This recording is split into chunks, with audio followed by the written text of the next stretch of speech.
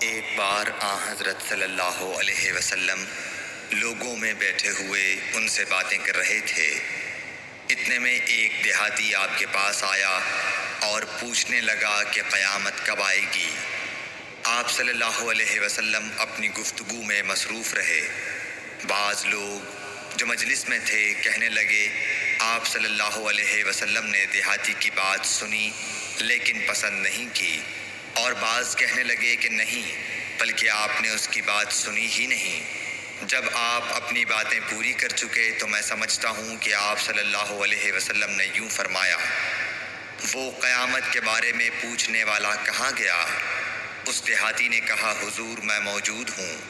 آپ نے فرمایا کہ جب امانت ایمانداری دنیا سے اٹھ جائے تو قیامت قائم ہونے کا انتظار کر۔